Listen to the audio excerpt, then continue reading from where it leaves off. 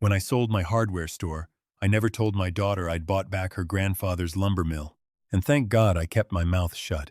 Because 2 weeks after she and her husband moved into my guest house to help me out, they walked into my kitchen with a lawyer and a stack of papers meant to put me in a home. But the confidence on their faces didn't survive the phone call I made right in front of them. Before I tell you exactly how that phone call ended their entire scheme, tell me where you're watching from tonight.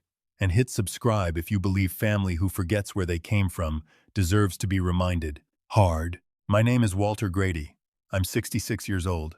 For 38 years I ran Grady's Hardware on Route 9 outside Asheville, North Carolina. The same store my own father started with a hand-cranked cash register and a handshake with every customer who walked through the door. I sold it 8 months ago for a number that would have made my father sit down hard in his chair. Nobody in my family knows that number. To my daughter Denise and her husband Marcus, I was just an old man who used to smell like sawdust and WD-40, living alone in a house too big for him since her mother passed. Denise doesn't know that when I sold the store, I didn't put the money in some ordinary account and forget about it. I used a chunk of it to quietly buy back my father's old lumber mill up in Madison County, the one the family lost in the 80s when the recession gutted half the small mills in that part of the state. My father worked himself into an early grave trying to save that mill. I grew up hearing him talk about it the way some men talk about a woman they never stopped loving. When the current owner, an old friend of the family, decided he was ready to retire and asked around quietly before it hit any listing site, I didn't hesitate. I paid cash. I told exactly nobody. Not my daughter, not my son-in-law, not even my brother. 3 months ago, Denise called me crying. Marcus's construction business had collapsed. Some partnership that went bad, lawsuits, the whole ugly mess, and they were about to lose their house. I didn't ask many questions. She's my only child. I told her to pack up and move into the guest house behind my place, free of charge, for as long as she needed. I even helped Marcus fill out a stack of job applications myself, sitting at my kitchen table with my readers pushed down my nose, because that's what a father does. For about 6 weeks, things were almost sweet. Denise cooked dinner some nights. Marcus mowed my lawn without being asked. I let myself believe, for the first time since my wife Carol died, that my house didn't feel so empty anymore. Then last Tuesday, I came in from the garden and found them both sitting at my kitchen table with a man in a gray suit I'd never seen before, a leather folder open in front of him like he was selling insurance. "Dad, sit down," Denise said. Her voice had that careful, gentle tone people use right before they hurt you. "This is Gregory. He's a specialist in elder care planning. We wanted him to walk you through some options." I looked at the folder. I looked at my daughter. Options for what, exactly? Marcus leaned forward, elbows on my table, the same table Carol and I bought at a flea market in 1994. "Walter, we've been talking, and honestly, we're worried sick about you out here all alone. This house is way too much for one person. The stairs, the yard, all of it. We found a really nice community over in Hendersonville. Assisted living, but the good kind. And Gregory here can help set up what's called a living trust, so the house transfers into our names now, while you're still healthy enough to make that decision yourself." I felt something cold settle behind my ribs. "You want me to sign my house over to you, while I'm sitting right here, perfectly capable of deciding anything myself?" "It's not like that," Denise said quickly, reaching for my hand. I let her take it, kept my face as blank and tired as I could make it. "It's just smart planning, Dad. If something happens to you, Marcus and I would have to go through probate, lawyers, months of headaches. This just makes everything simpler for everyone." Simpler for everyone. I understood exactly what she meant by everyone. I looked toward the doorway to the living room, and there was my grandson, only 9 years old, sitting on the couch with his tablet, headphones on, completely unaware that his parents were trying to walk his grandfather out of the only home he had left. I thought about all the Saturday mornings I'd spent teaching that boy to use a hand plane in my workshop, all the years I'd spent teaching his mother the same thing before him. "Denise," I said quietly, "look at me. Is this your idea or his?" Marcus's jaw tightened. "Does it matter whose idea it is? We're trying to take care of you, and you're making it sound like a crime." Gregory, the lawyer, cleared his throat, sliding papers toward me across the table, tapping a spot marked with a yellow tab. "Mr. Grady, if you'll just review this section here and sign where indicated, we can get the transfer initiated with the county this week." I looked at the pen sitting on top of the folder, a cheap plastic pen The kind banks leave chained to a counter. I thought about all the years I stood behind my own counter at the hardware store, handing customers exactly the pen they needed, never once trying to talk an old man out of his own home. My hands started to shake, and I let them. I let my breathing go a little uneven. I let my shoulders sag like something inside me had finally broken. Denise squeezed my hand tighter, and for one terrible second I saw something in her eyes that looked almost like relief, like she'd been dreading a fight and was grateful I wasn't going to give her one. "That's it, Dad," she whispered. "Just breathe. We've got you." I reached for the pen. 6 months before she died, Carol sat me down on our back porch, oxygen tube looped under her nose, and told me something I never wanted to hear. She said she'd watched Denise change over the past few years, watched the way she flinched every time Marcus's business hit trouble, watched how quickly she started talking about money instead of family whenever we visited. Carol held my hand the way Denise was holding it now, except Carol's grip meant something entirely different. "Walter," she said, "if it ever comes down to it, if they ever come after what we built, promise me you'll find out the truth before you give them anything. Don't hand it over out of guilt. Make them show you who they really are first." I promised her. I hated that promise the moment I made it, and I hated it even more sitting at that kitchen table with a stranger's pen in my trembling hand, because it meant Carol had known. She'd seen this exact moment coming from her hospital bed, and some stubborn, prideful part of me had spent 6 months hoping she was wrong. She wasn't wrong. I signed. My signature came out shaky and small, nothing like the confident scrawl I used to put on 40 years of invoices. Gregory gathered the papers with a satisfied little smile, the smile of a man who gets paid whether the deal is decent or rotten. Denise hugged me, and I let her, keeping my face turned so she couldn't see that my eyes were dry. "We're going to take such good care of you, Dad," she said. "I know you will," I said, and I meant that in a way she couldn't possibly understand yet. I told them I needed rest and went up to my bedroom, the same one Carol and I shared for 30 years. I sat on the edge of the bed and listened. 20 minutes later, I heard the pop of a cork downstairs, followed by Marcus's laugh, loud and easy in a way I hadn't heard from him in months. "To finally getting out from under this place," he said. "To Grandpa finally being someone else's problem," Denise said, and laughed along with him. I sat very still on that bed for a long time. Something in me that had been holding on for months, hoping I was wrong about my own daughter, finally let go. The next morning I called the one number in my phone I hadn't touched in 8 months. Roland Chen had handled every legal detail of the hardware store sale, and he'd been the only person besides me who knew about the mill. "Roland, it's Walter. I need you to do exactly what we discussed, if it ever came to this." There was a pause on the line, then his voice, calm and steady the way lawyers get when they've been expecting bad news for a while. "The living trust paperwork? Signed yesterday. Then we're already ahead of them, Walter. That trust document your daughter's lawyer drew up, the one transferring the house? It's not worth the paper it's printed on, and it never was." I sat down slowly at my kitchen table. "Explain that to me. 8 months ago, right after you sold the store, you had me restructure ownership of this house into a revocable trust in your name only. Remember? Standard estate planning. We did it quietly, so it wouldn't complicate the mill purchase. Any new trust document drawn up by an outside attorney who doesn't know that structure exists is going to have a fatal flaw, because this house was never yours to transfer in the way Gregory's paperwork describes. It's owned by an entity they don't know exists. Their document is legally worthless. They just don't know that yet." I felt something in my chest loosen for the first time in days. "So they think they own my house. They think they're one county filing away from owning your house. Walter, I have to ask you something, and I need you to really think before you answer. Do you want me to simply notify them the document is invalid, quietly, no harm done? Or do you want to let this play out?" I thought about Carol's hand on mine on that porch. I thought about my daughter's laugh through the floorboards last night, the relief in her voice at the idea of me becoming someone else's problem. "Let it play out," I said. "I want them to believe they've already won. I want them to start spending money that isn't theirs. And when they've built their whole future on top of a piece of paper that means nothing, I want to be the one standing there when it collapses." Roland exhaled slowly. "That's a hard road, Walter. I've walked harder ones." Over the following week, I played the part of a man slipping quietly into decline. I let Denise handle my mail. I let Marcus start talking to contractors about updating the place before it goes on the market.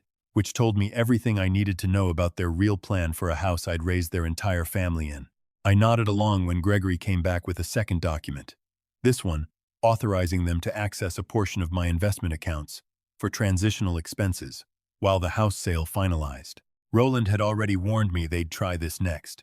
I signed that one too, with the same shaking hand, because Roland had also quietly moved every real asset I had, everything from the mill purchase to my actual retirement accounts, into a trust structure they had no legal claim to and didn't even know to look for. What they were about to access was a separate account Roland had set up specifically for this purpose, seeded with exactly $200,000. No more, no less. Enough rope, not enough to actually hurt me. They found that account within 4 days. I watched it happen the way you watch weather roll in from a distance, from Denise's Instagram, which she'd forgotten I still followed under an old account with my middle name. A new SUV in the driveway of the guest house, Marcus grinning behind the wheel. A long weekend trip to Charleston, pictures of oysters and a hotel balcony. A watch on Marcus's wrist that I recognized from a jewelry store commercial. New furniture arriving at what I now understood they'd started calling our house to friends on social media. The guest house I'd offered them out of love now rebranded as a stepping stone to something bigger. They burned through that $200,000 in 11 days. On the 12th day, I drove up to Madison County by myself for the first time since I'd bought the mill back. I hadn't told a soul, not even Roland, that I planned to be there that particular morning.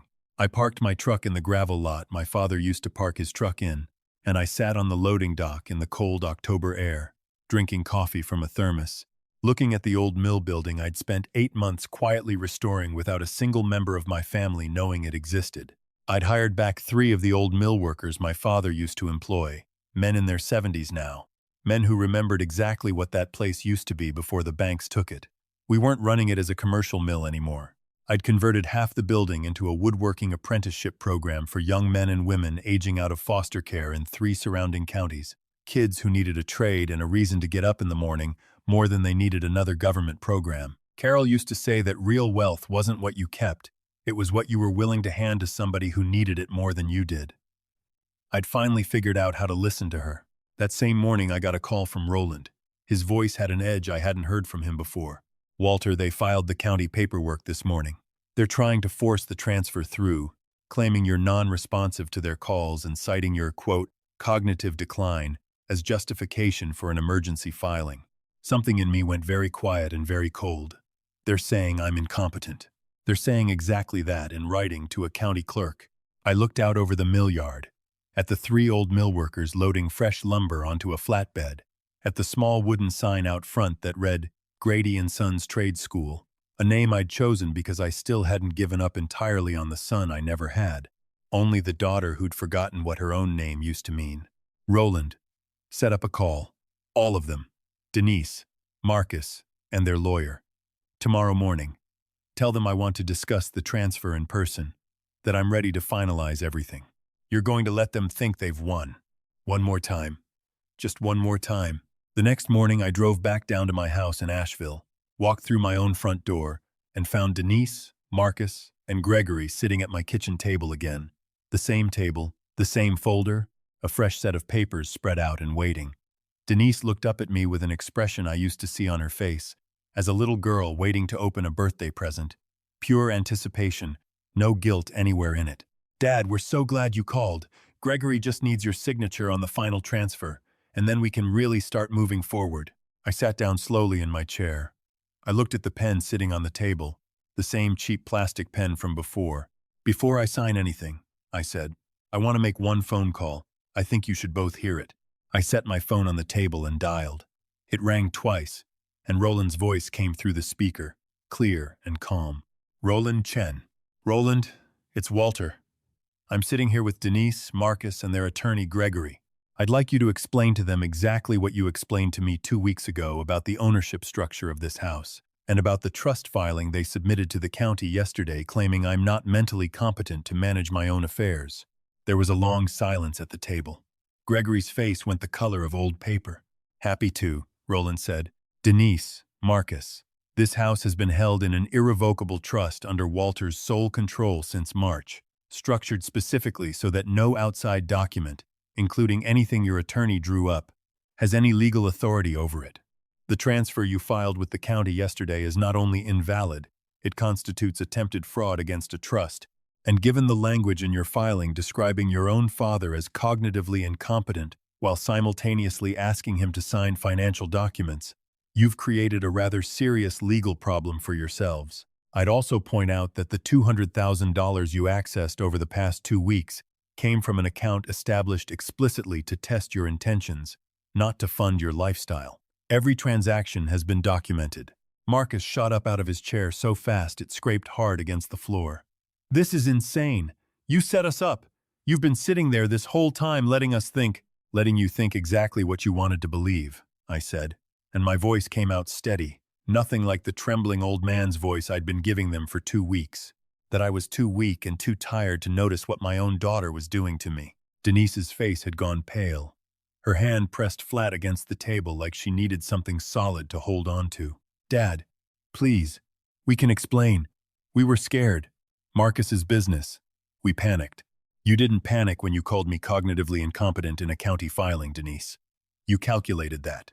There's a difference. Gregory started stuffing papers back into his folder with hands that weren't quite steady. Mr. Grady, I want to be clear that I was not made aware of any prior trust structure, and I'll be reviewing my own liability here before we go any further. You do that, I said. Roland will be in touch with your firm this week. I ended the call. The kitchen was silent except for the tick of the clock above the stove. The same clock Carol picked out at a hardware convention 30 years ago. Marcus grabbed his coat off the back of the chair. This is unbelievable.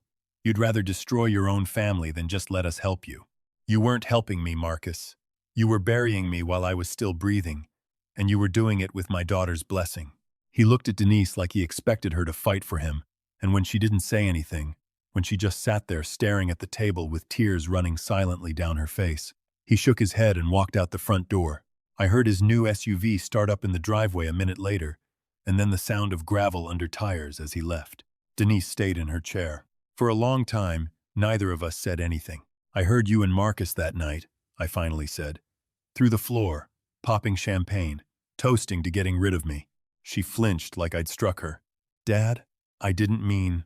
You meant every word of it, or you wouldn't have said it out loud in a house you thought would be empty of anything that could hurt you. She put her face in her hands.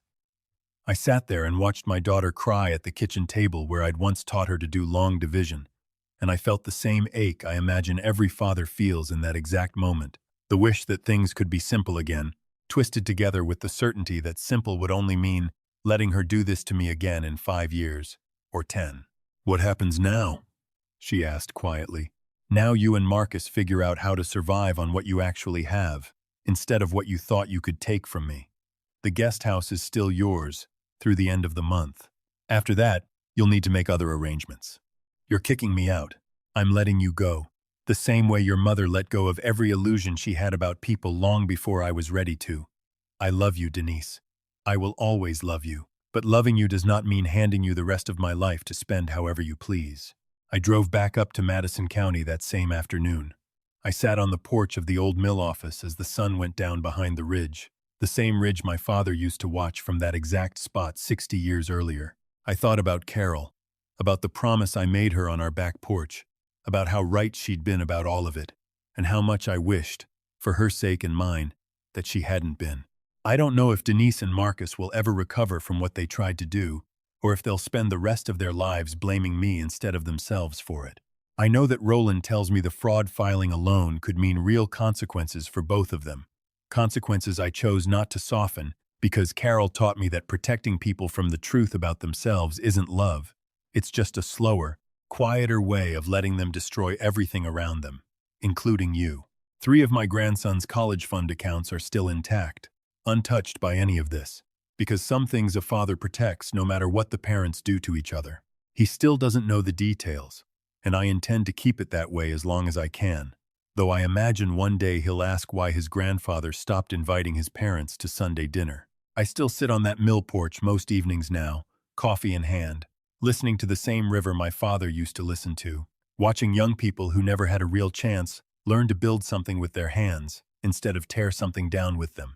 Carol would have loved watching them work. I like to think she's the reason I finally understood what she was trying to teach me all those years, that the hardest, The most loving thing a parent can sometimes do is stand perfectly still and let the truth do what kindness alone never could. If you've ever had to let the truth do the hard work that love couldn't, tell me about it in the comments below. I read every single one. And if you believe families should never be handed more trust than they've earned, hit like and subscribe, because I've got more stories like this one to tell you.